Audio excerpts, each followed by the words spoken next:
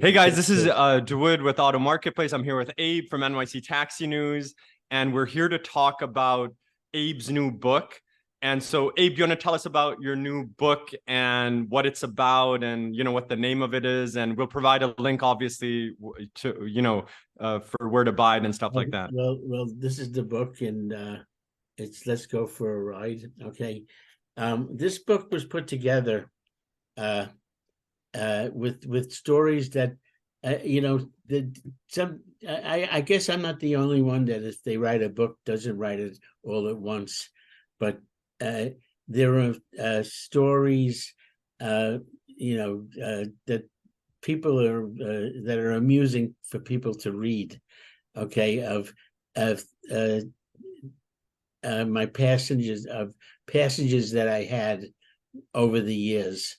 Okay, and things that happened. Okay, mainly. Okay, there is also I wrote for a publication, a taxi industry publication called Mini Press. I did a column for 16 years called Cab Gab.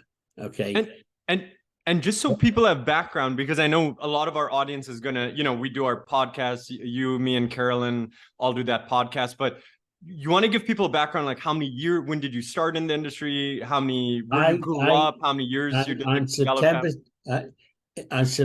Let me just say this, and this is in the book.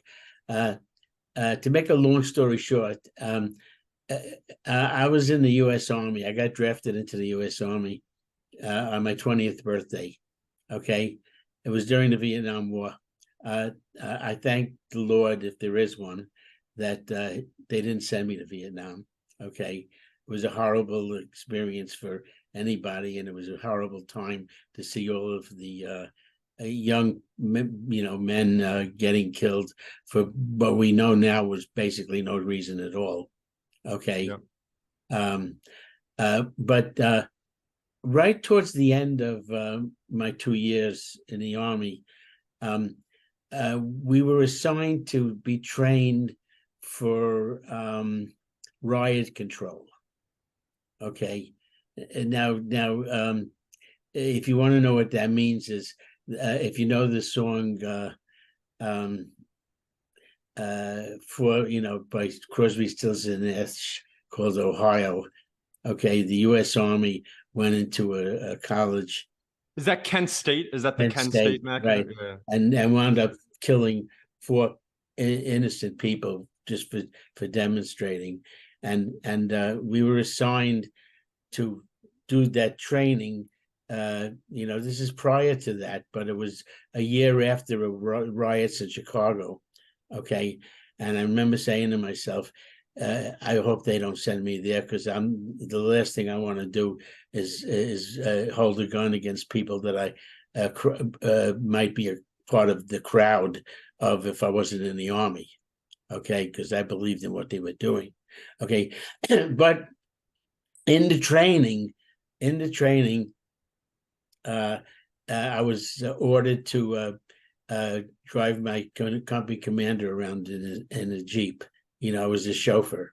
Okay, and I had gotten a letter from a friend of mine suggesting that when I get out of the Army, I might want to try driving a taxi. Okay, in New York. So here we are driving around. I had about 15 days to go before I got out, and the captain, I don't remember his last name, said to me, and he's doing it because they if they could get people to re-enlist, I think they were getting a bonus, right? And he asked me if I would re-enlist, and I said to him, "Sir, now you got to imagine I'm driving in the front seat, and he's sitting in the back seat, just like a taxi cab." Right. Yeah. I said to him, "Sir, why should I drive you around for free when I can go to New York and get paid for this?" Oh, that's a great answer. Yeah. and that was the end of the conversation. Okay. And when I got out of the Army, okay, I took the first job I could find. It was in a handbag factory on West 28th Street. Right. A hand knitting factory? A handbag. Oh, handbag factory. Women's handbags. Yeah. I needed a job fast. Okay. I mean, I was all alone. My parents had moved out of the state. Okay. And I had nowhere, I had rented a room for $12 a week near Brooklyn College. Okay, and I went into the city every day. Okay, And this is like this is like late 1960s or early 1970s. This is 1970. Okay, Yeah, 1970 on the dot. yeah. Okay. I was released from the army in February 1970. Excuse me while I take a sip of water. Oh, no worries.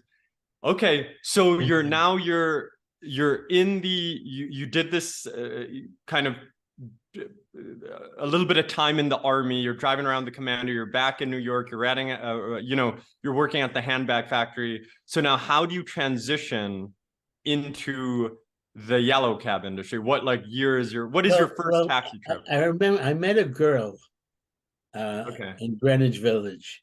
Okay, very famous start to many stories. Yeah. I met a girl in Greenwich Village, and we became part-time lovers. Okay. Okay. And she's another story, and that's another thing. Okay. But I remember we were in Greenwich Village. There's a place where people play basketball there. I think it's on West 3rd Street or West 4th Street. Okay, and 6th Avenue. Okay. Oh, and, I know. Yep. Mm-hmm. Yeah, and I remember sitting down. We were sitting down on a bench together. Okay, and I said, and I was watching all the cabs go by, and I'm saying, I think I want to drive a taxi. I said, and then the next thing I knew, I had applied for a license. It cost $5. Now, didn't the TLC get created in 1972 or something, or was it 71? So did you get There your was license? no TLC. So you got your license when there was no TLC. Right, I got it from the police department. Oh, that's really interesting. Okay. Okay. How did that process? Did you have to go to like a precinct and get the license? I don't recall everything, but it was very simple. You just, Okay. I just had to show my driver's license. I needed a chauffeur's license. Okay. So I believe I went and I took a test for, it's a written test, not a driving test. And I got a chauffeur's license. And then I had to have an exam, a medical exam, okay, which wasn't much. They basically looked you in the eyes and said, "Get out of here. You're okay."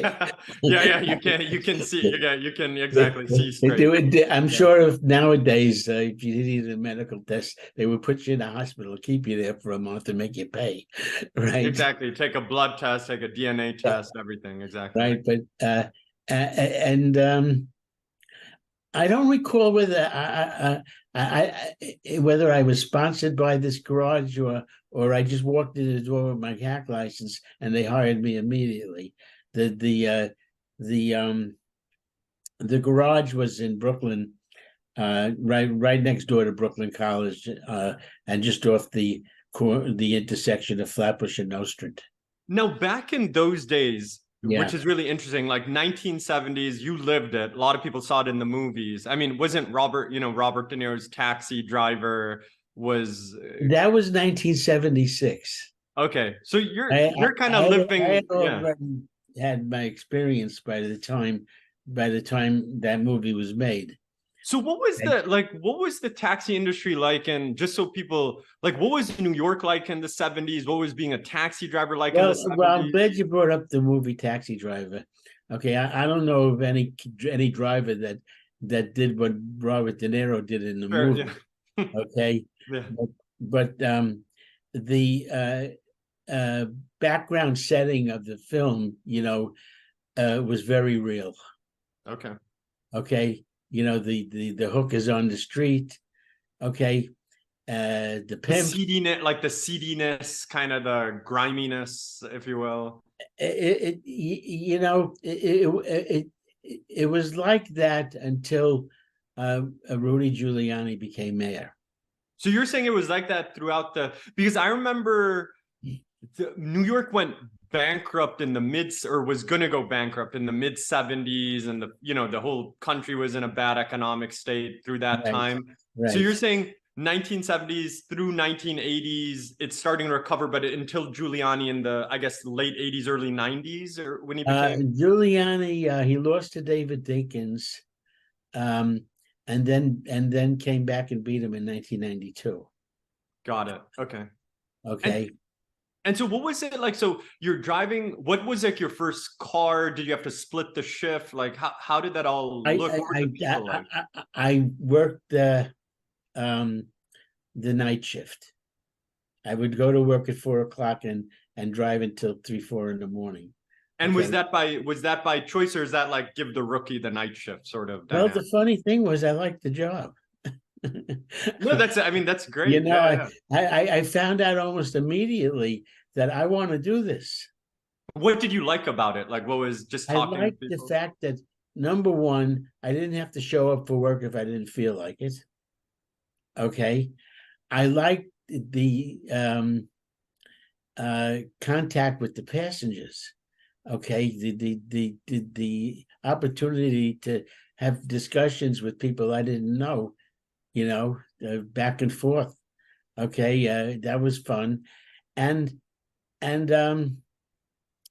uh it was It could be as simple as that. That you just and I like didn't that. have to wait for somebody to tell me you could have your lunch now, or you can go to the bathroom now. In the U.S. Army, the place that I was before that they controlled every moment of your life. So it was like Okay, it was the total opposite of that, it was essentially. the total opposite, right? Okay, because when I got out of the Army, I wanted, and I wrote it in the book. Well, I wrote it in my other book. I'm not sure if I wrote it in this one, but I wrote about the fact that all I wanted was to have no boss, okay, to be able to work when I want, and not work when I didn't want, okay. In so many ways, it's similar to why people enter the industry today, you could argue. Yeah, but it's different today because when you have to lease a car for a week and make a payment, we worked on commission. Oh, Okay. how did that? Okay, how did that work? Yeah, well, the drivers got 49% of the meter plus the tips, and the garage took the other 51%. So the commission rate was 51% for the For, medallion owners, basically at that time. yeah, for the garage, whoever owned the medallions, you usually in the garage, all the medallions were owned by the garage that was running them, other than today where they're running other people's medallions. And Okay. so the taxi limousine commission, how did the taxi, was that like a big deal, or was that like, okay, instead of What the police happened department, now was the what TLC is happened was in 1971 there was a union, okay, that was run by criminal gangsters. Okay, not Bay to very Bay, New York, very New you York, know, yeah. you know. Of course, why wouldn't it be In run fact, by in criminal fact, I gangsters? remember Yeah, paying my dues one day, yeah. and when John Gotti got convicted for murder and sent to jail, one of the guys came out on the news I'm watching, came out and said, he's a rat. He was talking about Sammy the Bull, right? And Yeah, I yeah. said, that guy took money from me for the dues. Oh my God. Okay. I remember I said to myself, then I knew that it was a racket. But what happened was the union folded when leasing started. So that Okay. union was kind of like was it an actual drivers union, or was that just like a front kind of They just union? wanted the money and you didn't get much for it. Okay. Okay, so it's kind of like a But but but but quasi, yeah. but there was a strike, a taxi driver strike. All Oh, right. what year was that about? This was What? in 1971. Okay. Oh, And okay, and the interesting. mayor was Lindsay, Got it. right? And And what were they striking over? money. That like why is the garage taking 51%? No, I think they just wanted more money overall. They wanted to be able to raise the rates. Okay. Oh, the taxi meter. Got it. Okay. Yeah. So there was for 2 weeks there was no taxis on the street, and there was no Ubers to take over. Okay. You know. So that's such an interesting history. So in 1971, there were 2 weeks in New York where no one could take a taxi cab. Correct. So Yes. okay, that just seems crazy to me. Okay. Well, there were negotiations. Yeah. Okay. The city wanted the taxis on the street. Okay. And look, all I remember was, well, it's okay. I don't have to work until I mean, I didn't demonstrate. I didn't, I was in favor of the strike. Okay. But I didn't take any, part in what was happening. I just stayed home or did whatever I wanted to wait till the strike is over. But one of the things that was agreed to was the TLC being created. Interesting. So that's the origin story of the TLC, is that Right. strike, basically. And for the first 6 or 7 years of the TLC, they didn't do much except issue licenses, right? And you're talking about driver's licenses, not even the no, I'm talking about the license. They controlled the medallions, okay.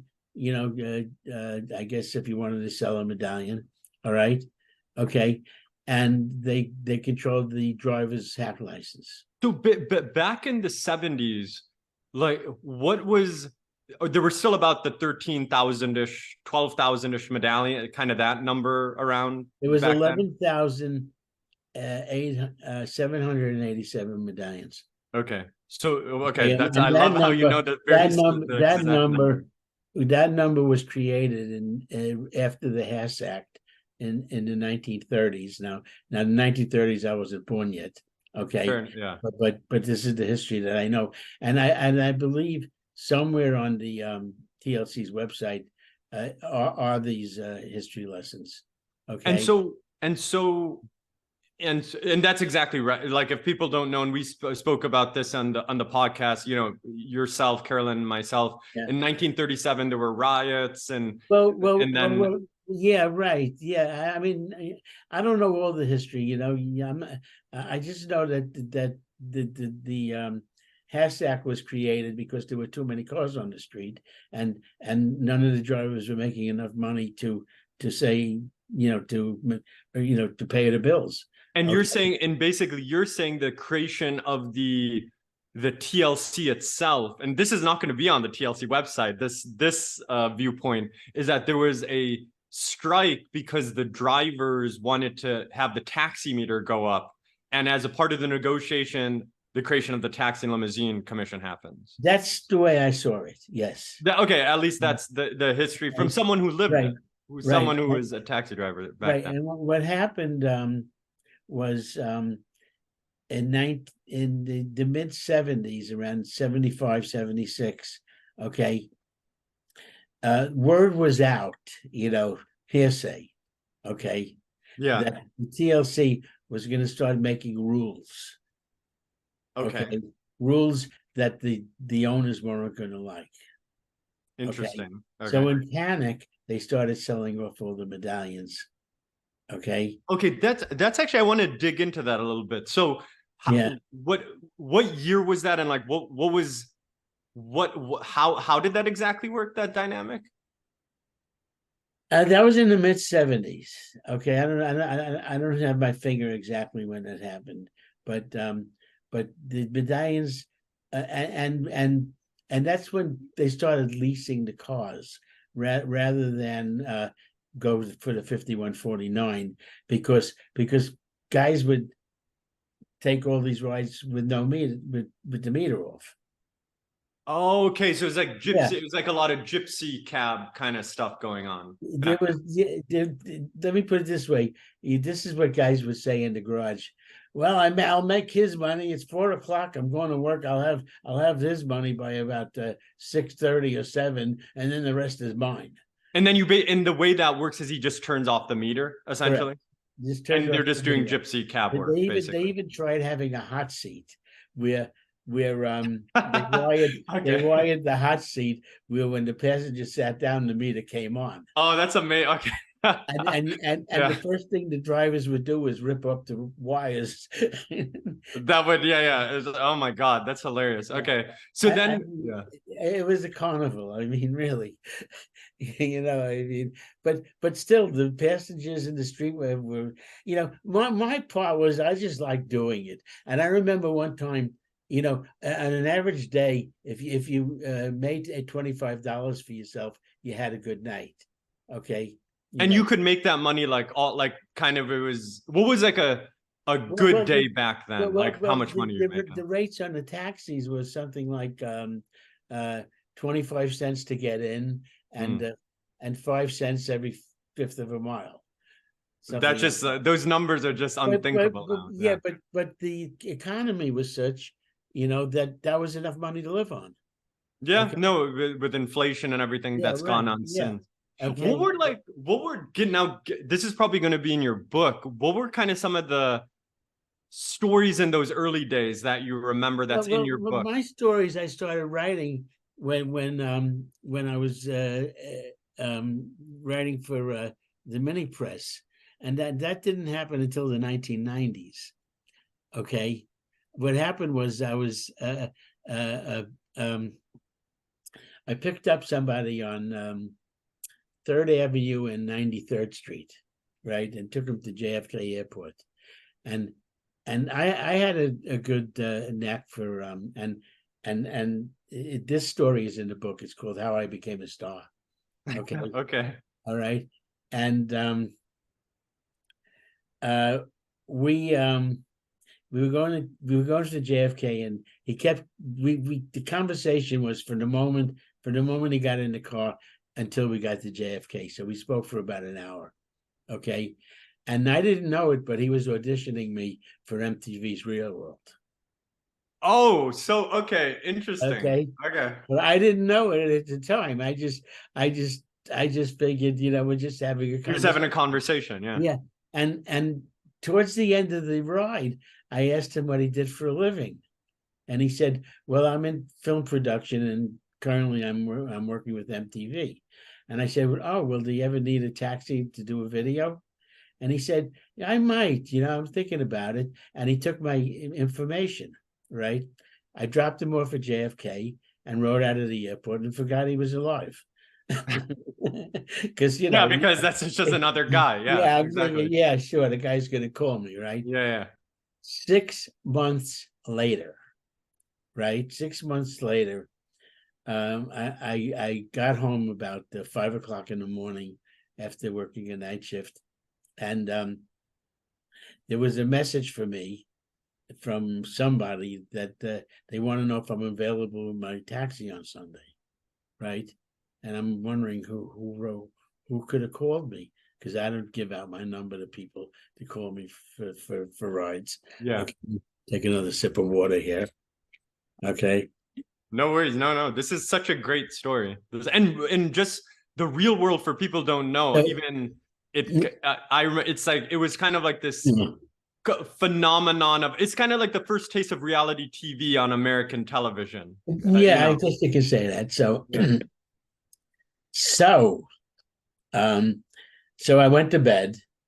They had left the phone number to call, right? I went to bed and woke up later, in the day, maybe 11, 12 o'clock.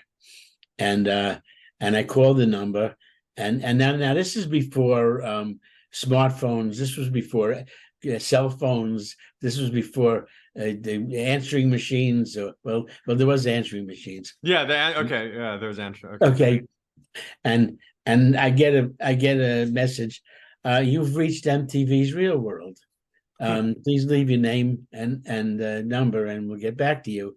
And I froze, and I hung up the phone. Did you immediately connect that, or you had forgot about that guy? No, No, but he did tell me when he did mention Real World when I asked him uh, if he needed somebody, Yeah. but I forgot I had forgotten all about him, and when the message said Real World, okay, I started thinking after I hung up the phone, I started thinking, and that's when I remembered the guy. So then you're like, oh, okay, Yeah, I kind of get this now. And was that season 1 or season 2 at like? it was the very first episode of Real World ever. Oh wow, so you're kind of part of television. That's like actual television. I'm part of history. television history. Okay, so I called back. I waited a little while, and I said, Yeah. and I called back, and this time, Ellen Lewis was her name. Okay, she knows who I am to this day. Okay, but Ellen Lewis answers the phone, and she just said, and she just asked me if I would be available to pick somebody up at LaGuardia Airport, and we were going to videotape the whole ride. Okay. And there was like a single camera guy in your cab, I guess, or Yes. multiple people. Yes.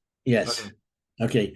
This video is still available on the MTV website. We'll try. You know what? We'll put a link at nyctaxinews.com, and also on our YouTube. We'll put a link to it. Yeah. Well, I have the video, but I can't make it public because of copyright. Yeah, the copyright, exactly. Yeah. Okay. But to people that I know, I could show it. All right. But we went to I had to meet the guy at 3:00 on Sunday, and we drove out. I met him at the same place where I picked him up, so I assumed that he had an apartment there. Okay. Okay. Okay. What was his name? Can't remember. It was Jonathan something. It's in the book. Okay. I remembered it when I wrote it. Okay. And I met him. And this is in the chapter How I Became a Star. This is How I Became a Star. And this is like 90. What year is this? 1992. 1992. Okay. So this is kind of like 20 years into driving yellow. Yeah. Right. Roughly. Right. Okay. Oh, well, he realized that I was a very experienced cab driver by that time, and I was for real. Okay. Yeah, Real World. You were Real World. Yeah, exactly. Right. So he had permission from the airport for the taxi to wait up where the passengers come out rather than be online. Okay. That he had gotten permission from the airport to do this videotape. Okay. And he wanted my instructions were just talk. Okay. Oh, they did. That was it. That they didn't give you like specific talk about this, talk about that. They telling me to talk, and my mouth did not close for an hour and a half. Okay. Now, and who did you pick? Julie. I mean, I'm not a Real World historian, but like, who did you pick up? Like, where was she from, or what? He was from, I think, Alabama. Okay. Oh, wow. And that was her first time in New York? Her name was Julie. And that was her first time in New York? Yeah. Oh, that must have been a great conversation. In fact, those are the words that they used. If this is your first time in New York, she said to me, how do you like driving a taxi? We spoke about everything. Okay. But they only used 39 seconds of me in the show. Okay. A very memorable 39 seconds because people saw it and immediately it stuck in their head. No, I mean, this is season 1, episode 1, beginning of season 1, episode 1. It was May 1992. Okay, we did the shooting in February, and it aired in May. Okay. And she asked me, "Do you like driving? How do you like driving a cab?" And I told her, "Well, it could be annoying sometimes because there's people everywhere, and you could be in the middle of traffic at 4 o'clock in the afternoon, and 4,000 people want to get into your cab, and you got to go to the bathroom. Fair And she enough. says, "What do you do?" I said, "Whatever you can." And How did she react to that? She was like, "What do you out of mean?" an hour and a half of them videotaping me, Yeah. right? And in fact, if you remember, there's somebody in the city council now who was arrested during that time. They called him the Central Park Five or something for beating up some woman or something, and they accused these. Oh, okay. Yeah, Yeah. A right. newly elected Yeah, right. person. Yeah. And they realized after these people were in jail for a while that they weren't the ones. And one of these people, I forget, I know his name if I hear it, but he's on the city council now. Oh, I think his name is Yusuf Salam, maybe. Sounds familiar. Yeah. Okay. I think I do. And in any Yeah. case, yeah. Yeah, but in our conversation, I remember talking about that because it was current in the news.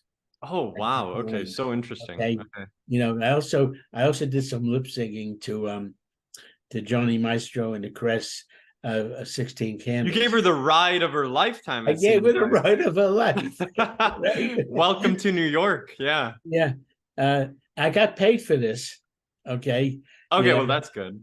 You got paid the meter, or you got paid additional to the meter? Well, they gave me $140. Okay. MTV did. MTV. Yeah. Okay, so now that's by the way a Well, great. she paid the metered rate when the ride was over, to show that it was real, and then they paid me some extra money. It came to $140. I remember, which was a good payment, which was a good pay thing at the time. But I did have to sign a contract, okay, saying that I wouldn't be getting any royalties. Okay. Okay, interesting. Okay, I had no idea how many 100 times that would be showed on MTV. Yeah. I had in the 90s, I had a lot of babysitters who were college age women growing up in Western New York. And I still remember Real World was huge, like huge in the 90s. It was a big And so if you're on season 1, episode 1, that's TV history. You're part of. By the way, his name was Jonathan Murray. It just hit me. The MTV producer. Right. Okay, so you become this. You don't appear on Real World again, I take it. That was your No, but it led me to do other things. Okay. And I was on MTV another time.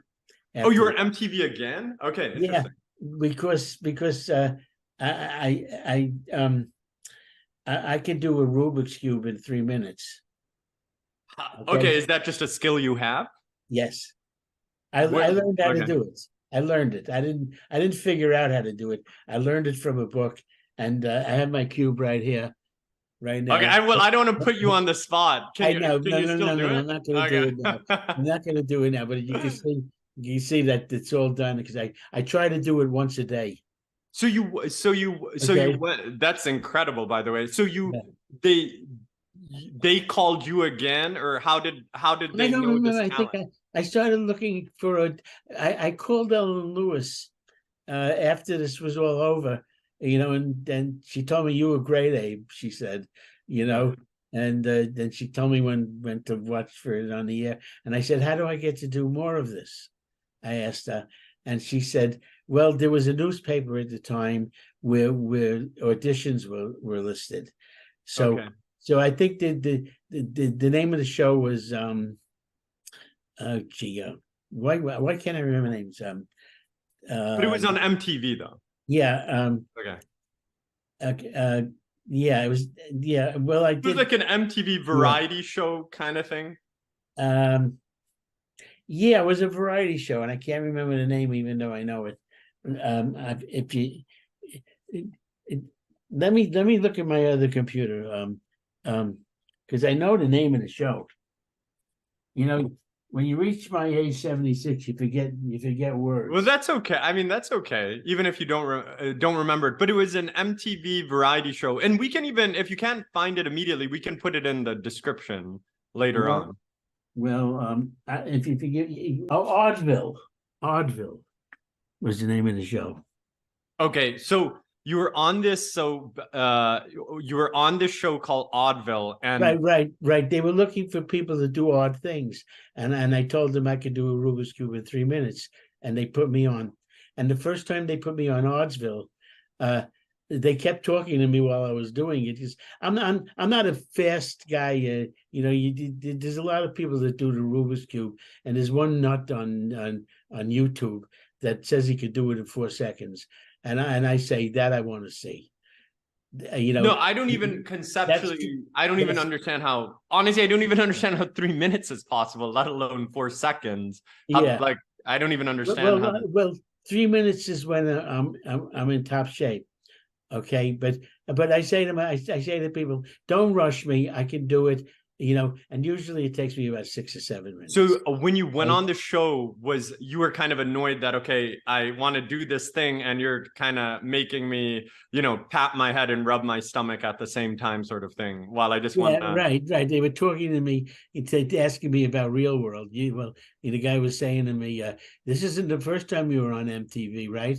I said, no, I was in Real World, and I went and I started doing some student films, okay, and I got a few good parts in the student films, right, and I got into one real film with Frank Vincent, right, but I was only an extra. But what was the name? What was the name of the film? Greavy. What is it? Hold on. Okay.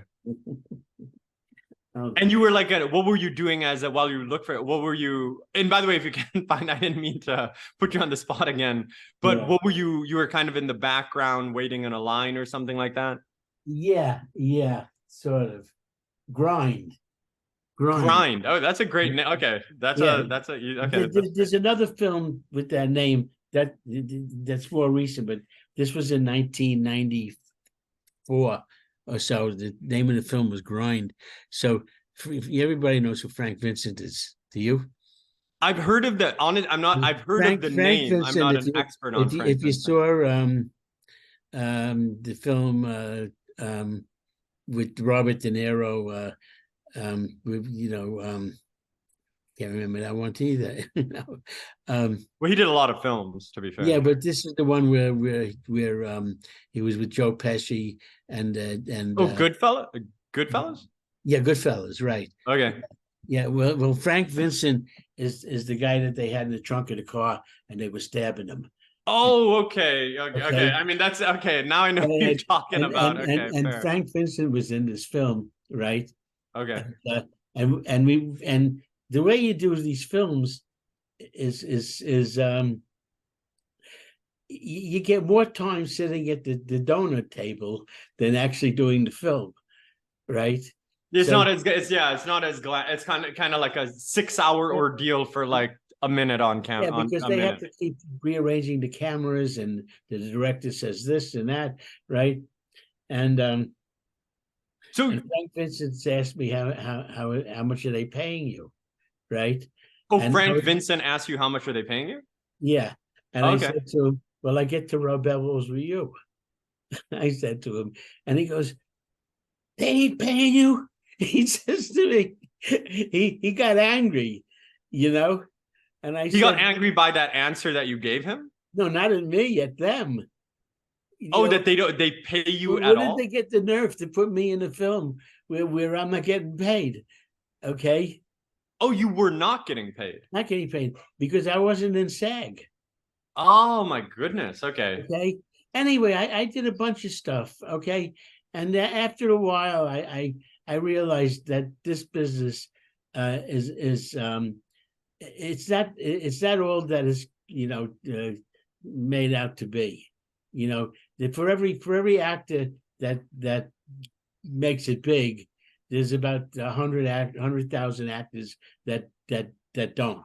Oh yeah, it's just such a Well, I tough didn't know that, industry. but you know something, I was living way out of the city. I was living 90 miles north. Okay, and had I been living in, if I knew about that while I was a resident of the city, I would have gone to more editions. But I eventually got frustrated and said, okay, I had enough of this. And this all, would you You know? say this all got triggered by that real world experience? Yes. This all got, and so as you go through I remember you showed me a clip one time. You're on like CBS Sunday Morning, Yeah, right. as the Right. Yeah. best taxi driver in the world, Yeah, and right. Yeah. you did all of these things, and so you kind of became like a go-to person, and I can understand why, because I know you long, I've spoken to you long enough. You have a great speaking personality. You can, you're the quintessential New Yorker. So you did all of these things, and correct me if I'm wrong, weren't you known as the best taxi driver in the world or something like that? Well, by my own words. I was the self-proclaimed best taxi driver in the world. I'm New York's #1 cab driver. Oh, that's great. That's amazing. That's great. I really meant it. Okay. And I really was, because I unlike all of the drivers, in my career that came from other countries, Yeah. I grew up in Brooklyn. No, you're like, it's kind of like you had that. Right. I knew my way around before I stepped into a taxi. Yeah. Okay, It's like driving around your neighbor, like you're driving around like where you grew up kind of thing. Yeah. I mean, in fact, in the beginning, the first 4 or 5 years, I exclusively worked my yellow cab in Brooklyn. And so how was, like, what are the other stories that you tell in the book? So when people, and we'll obviously provide the links to where to buy, like, what are the other memorable stories that you want to mention, to kind of. The stories of people that I met, people that they know, people that were just good to me. Okay, here, let me look at the table of contents here. I'm going to read a few things. A happy passenger. That's a girl who, unfortunately, she passed away, but I gave her a pep talk and she loved it so much. I had given her my card. I said, if you want to talk to me some more, you can call me. So she was going through some troubles kind of thing. Yes, she had the breast cancer. Okay, she was young. Okay. All right. And she wound up passing away, but before she passed away, she did a whole cartoon thing of okay. I don't know if you got to see that much. Let me just hold this up. Yeah, sure. Okay. Oh, that's fantastic. And this she did the whole ride, and her feelings at the time in this cartoon, and mailed it to me. Okay. Oh, that's incredible. Okay. Yeah, I know. All right. And I was very sad to find out I had lost touch with her. We stayed in touch for a while because I had given her information to do, to do a cartoon of my U.S. Army days. Yeah. Okay. I had, a lot to talk about then. And when I didn't hear from her for a couple of years, I decided to try to figure out where she was. Okay. And she was a Facebook friend, and I looked at her page, and I saw she hadn't written for a while. Okay. And then I doing searching on the internet, I found out that she passed away. Oh, okay. That's I felt terrible so about that. Okay. Really, but this is life, and other stories. My experience with James Brown, the Godfather of Soul. Yeah, sure. Let me look through this table. You're talking about like the I feel good, James. I feel good, James Brown. Yeah, I feel good. Yeah, James Brown. He's the Godfather of. Yeah, that's like an icon. That's an iconic. Well, he signed a trip card. It was 1983. He signed a trip card, and I didn't put a picture of the trip card in the book because I didn't know how to do it, but I do now. If I rewrite the book. What is? Forgive me if maybe I'm the. What is a trip card? Oh, a trip card is before. I'm laughing because we had to fill out trip cards, until 2008. Okay, Okay, I of, have no background to this. of every fare that I have I have the trip card. I'm going to email you. Is it like a receipt or is it more than a receipt? No, it's not a receipt. It's just a record of of all the fares. You know, Oh, like where you if picked you up pick somebody someone. up, if you pick somebody up on 34th and Lexington, right? You got to write down 34th and Lexington. Where are you going? I'm going up to the Bronx to Fordham Road. You got to write down Fordham Road on the trip card, and you got Okay. to do this for every trip you do. Oh my, and Okay. then you handed the trip card to the garage? Yeah, and if you didn't do it correctly, the TLC had fines for that.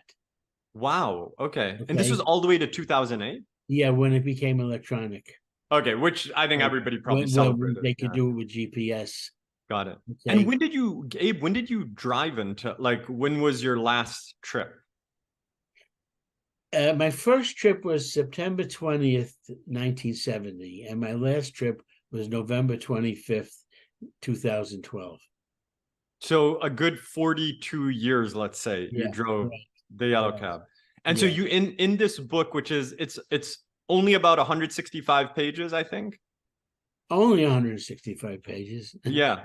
You So know, that's what I'm saying. Like, I think for people, I think it's really interesting that you're going to get this firsthand perspective from a yeah, real, legitimate, genuine, real world NYC yeah, yellow cab right. driver was in it for I'm going to 42 read a years. couple of titles here. Sam Kinison, okay. Um, The Princess of Paramus, okay. The $700 parking ticket, okay. The Stolen Taxi. Now I'm remembering all these stories. Okay, the tennis racket, uh, uh, and then some short stories I wrote. The Nerve of Some People, The Girl with the Gun in her Bra. Okay. That sounds very interesting. The Bicycle in the Back Window. Okay. Someone threw a bicycle through my back window. Okay. He didn't accidentally do it. While you were driving or while you were No, he parked? didn't know. Well, I was parked and he Okay. didn't like the way I parked, so he threw his bicycle through the window. Oh my God. Okay. Okay. The Gun in Long Island, Four Hands on the Cash, The Diaphragm. Okay. This is somebody who left something in the taxi. And This almost sounds like you can make a sitcom out of this. I know, and it was my nephew who does filming in Hollywood who encouraged me to write a book because I kept Okay. telling him all these stories. Okay, and he does filming for Tubi. Okay, Okay. not as a client, but they use a lot of his films. Okay, and he wanted to take this up to MTV to CNN rather. That's Yeah. CNN. Um, To Warner? HBO. HBO. Okay. Yeah. You Yeah. want to take it up to, and he just never gets around to it. Okay, you hear Let me me? ask you, as a real NYC cab driver through the Yeah. 70s, through all this time, which movies or shows come to mind that you're like, that is the most realistic like Taxi depiction? Taxi Driver was the real Robert De Niro from That those you feel like that was like the most real of the time. It was very real, except for the fact that at the end of the movie he winds up shooting the pimp, right? Sure. Yeah. Yeah. Yeah. Yeah, Yeah. but I wouldn't suggest to anybody that they do that. Yeah. Okay, Yeah. Obviously. Yeah. right. You, Never I a good, would, never a good idea to I shoot a wouldn't even, pimp. Yeah. Yeah. I wouldn't even suggest that you carry a weapon. First of all, it's against the law. Mm. Okay, and I had a driver. I had hired a driver. His name was Ben Lipkin. Okay, he's passed away a long time ago. But I was only in my 30s, and he was 72, which I've passed that, but I thought of him as an old man. Okay, at that time, and he showed me a gun he was carrying. Okay, and I said, "And what are you going to do with that gun?" He goes, "Well, I'll use it to defend myself." And I said, "Before you can get that gun out of your pocket, you'll be dead." And what was his response to that? He knew what I was. He agreed. And so you're Ben Lipkin, what this gentleman you knew, he was like a driver from the 30s and 40s and Yeah, 50s. in fact, he started driving in the 1940s, right? Okay. And he told me, it wasn't until 1955, I believe, or the mid 50s somewhere, Sure. that all the streets, all the avenues in Manhattan, or most of them, became one-way streets. Okay, Oh, I see. they were Like all Park two. Avenue is like two-way now. But well, that they didn't change.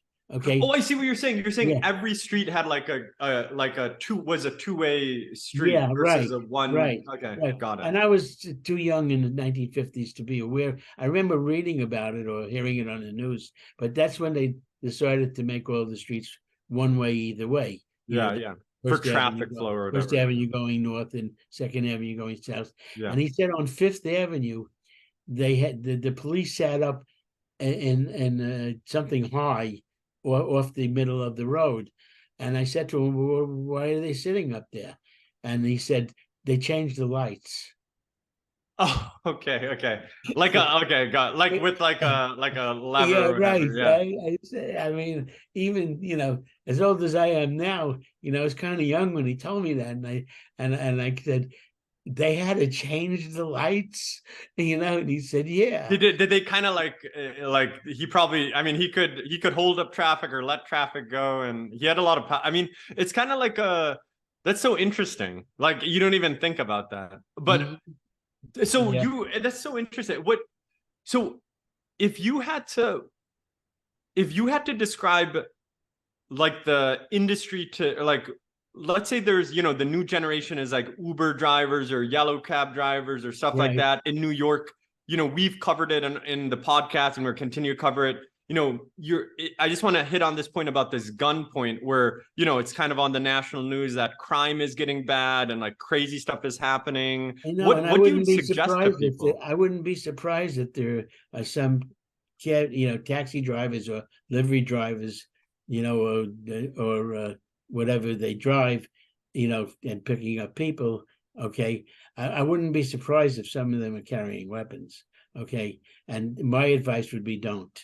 Yeah, that's good. I think that's important advice for any of the drivers because Yeah. I feel like some people have messaged me as well saying that, oh, maybe you should start carrying, weapons and stuff like that. And I think for someone who's lived through so many, the 70s, the 80s and all of that stuff, I think that coming from you, that's good advice. Things are different now, but in my day, I only got robbed one time, and that story is in here. Okay, it's called Baltic and Bond because that's where it happened. Okay, and a couple of times I was larcenied. Okay. The difference between larceny and robbery. I feel like I don't. I feel like I don't know robbery the is when you're specifics. threatened. Okay. Oh, I see. Okay, and larceny is when somebody just grabs something and runs. Got it. It's almost like a carjacking versus like your car getting stolen. I've had people, they suggest everything was cash. Everything was cash up until the mid 2008 or something. Sure. When they started with the credit cards. Okay. And we always kept many drivers, be included, kept the dollar bills. Like, yeah, I still do it. I have money. Okay. And I would keep it in my shirt pocket here, like that. And I would keep it nice and neat. A lesson I learned, I could still do it. Okay. And they'd say, well, people will grab it out of your pocket, but it was very convenient to keep it there. Okay.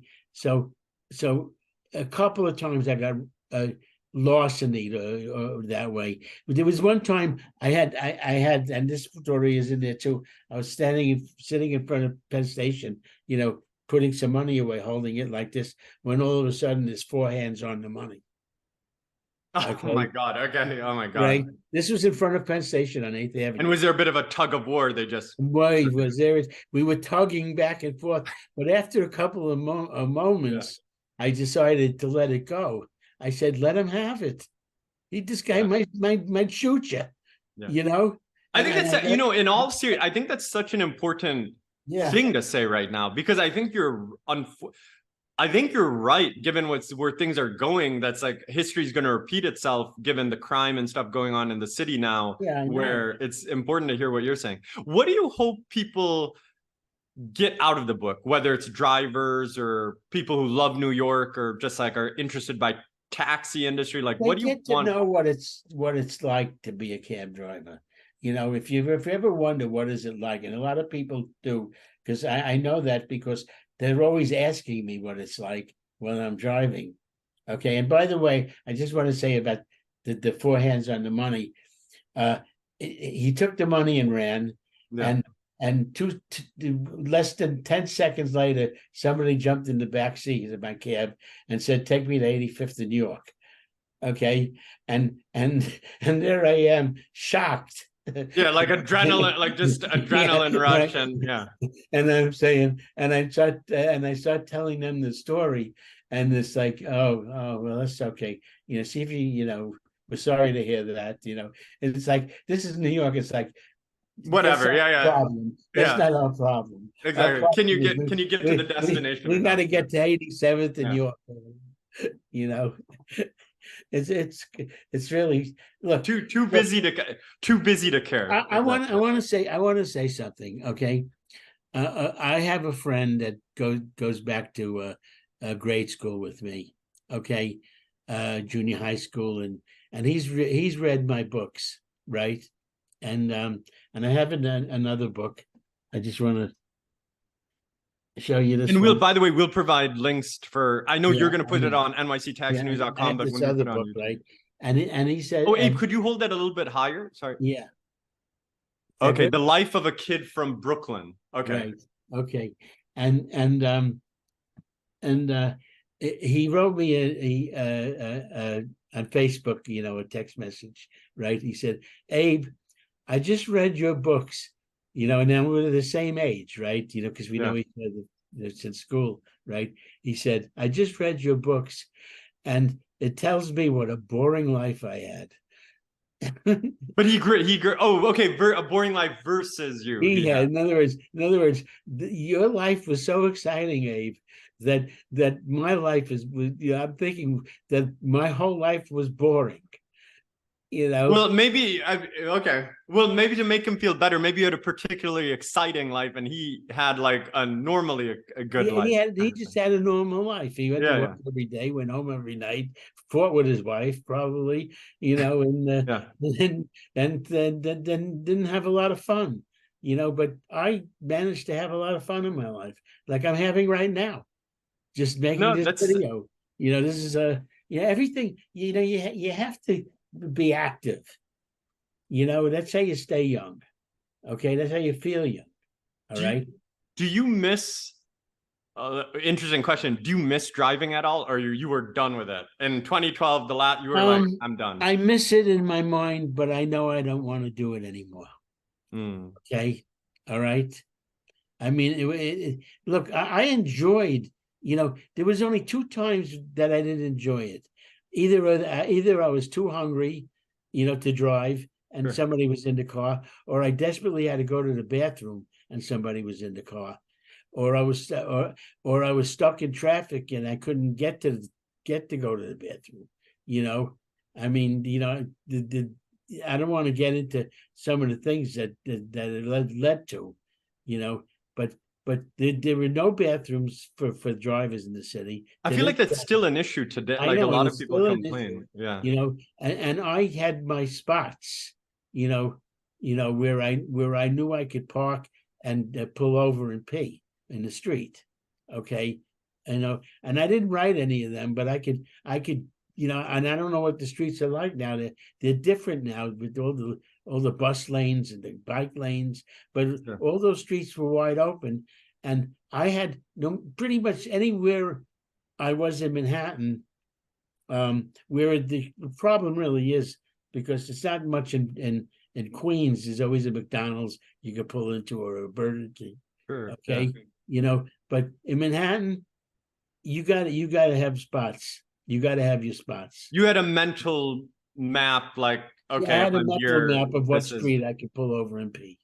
Got it. No, I mean that Right? honestly, in all seriousness, that makes a lot of sense. You're sitting in the car. One time I got a summons for peeing in the street, right? And you're gonna laugh at this, Okay. okay? I mean, I wasn't on Fifth Avenue and 42nd Street. It was somewhere where I could do it, privately, right? But the next thing I knew, there was one of these sanitation guys behind me, and he wrote me a summons, right? And I went to court, and I made this argument. My argument was, why don't I have the same rights as a dog?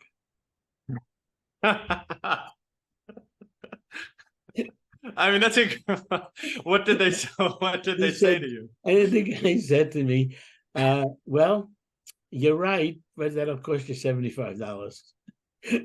Okay, that's such an interesting argument. I never thought about that argument. Why don't I have the same rights as a dog? I That's mean, so people have to pick up their manure, yeah. but they can't pick up the peeing, right? They just pee in the street, the dogs, Yeah, right? no, I'm like, you're kind of blowing. I'm just trying to like, yeah, it's kind of an interesting argument that you're making. Well, What?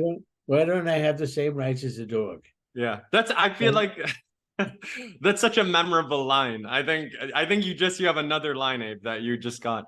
I mean, in as we wrap this up, and obviously if people don't know, we're going to put this all in the description. They can find you at nyctaxinews.com. We're going to put a link in the description of where to buy your book.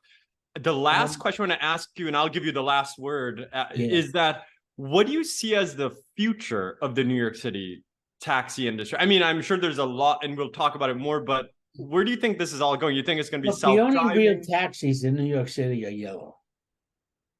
Okay.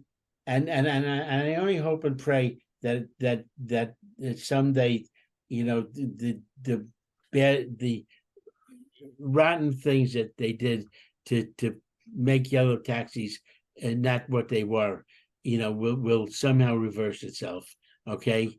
But Uber ruined it all forever for everybody, not just the yellow cabs. Okay.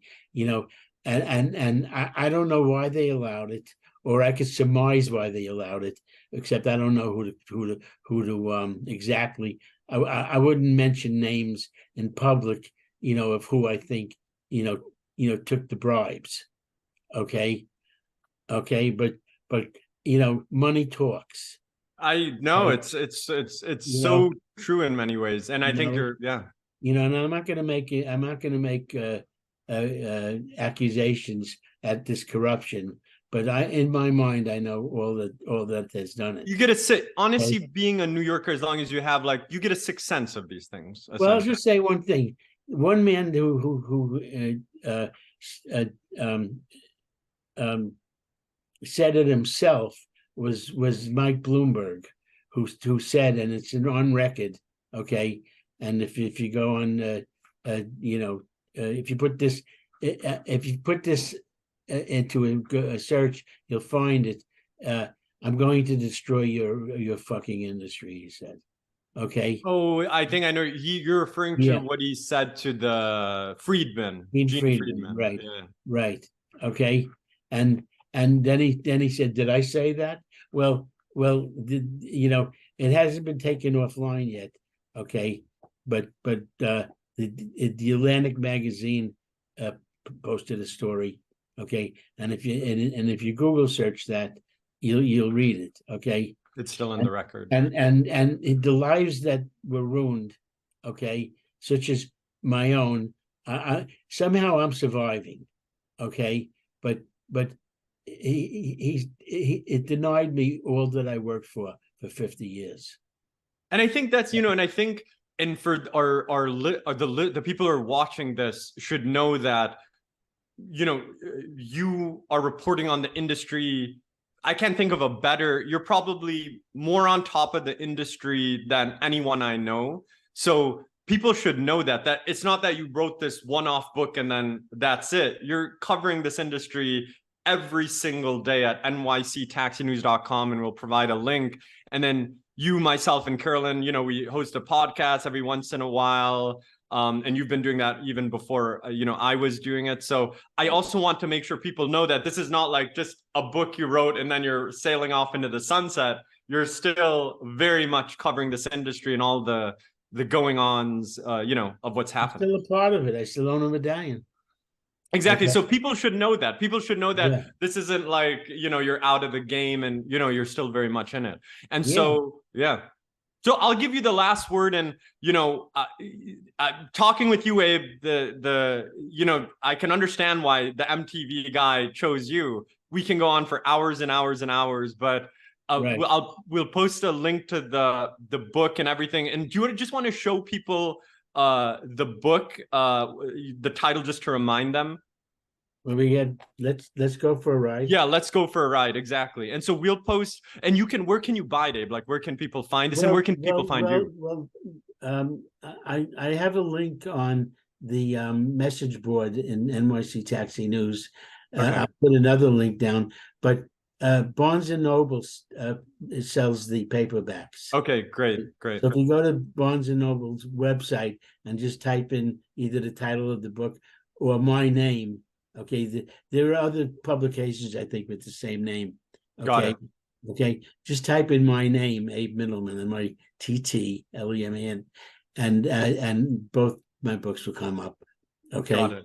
And we'll provide a link as well, and you're going to post it on nyctaxinews.com. So listen, Abe, we're going to talk again on our podcast as we usually do. Yeah. But thank you. Number one, thank you so much for writing the book. I think it's so important for people to document that history. Yeah, I just want to say a lot of my cab gab items are in here. Okay, things I wrote while I was still driving. Okay. And Cab Gab is like a publication of some sort? Cab Gab was my column in Mini Press. Got it. Okay. It was a newspaper, Mini Press, and many people out there remember it, I'm sure. Okay. And that was run by Alan Decker. He was a lawyer. He passed away in 2011. Okay. And that was the end of Mini Press. Okay. But for 16 years, I wrote this column, Cab Gab. And can people find your columns on your website? Yeah, on the very front page, there's a link for not all of them, but for many of them. Okay, great. Okay, we'll provide a link. So some of them I found in my, that I still had them in paper, and I wound up just scanning them and putting them in the book. Okay, and the table of contents here has. It has about 60 stories of things. I'm just guessing the number. Okay, but let me get the table of contents. You can see the table of contents. Okay. Oh wow. Okay. Okay. All right. I mean, it's so interesting, and I just wanted to stress to people that it's not like a 700-page book. It's just 165 page. Yeah. You don't have to read it all at once. You could read it's not the story that you're following and saying, well, what happens next? It's just and I wonder what the next story is. Okay. Yeah. It's literally made for a sitcom. It's like a Seinfeld sort of sitcom. I know. I tell you, and I'm very proud of doing this. No, that's great. And I think a lot of people should thank you for doing it, because, you combine the experience, but you're eloquent, you can write. So, it's a very rare combination. So, well, listen, Abe, we'll end it there. You'll post this on your website. We'll post it on our website at AutoMarketplace, on YouTube as well. And just people don't forget that you're still very active on nyctaxinews.com, and, you're still talking about the industry. Right. Okay. And I appreciate you doing this video. Oh, my pleasure. So, okay, Abe, take it easy, and we'll talk again soon. Okay. Bye, everyone.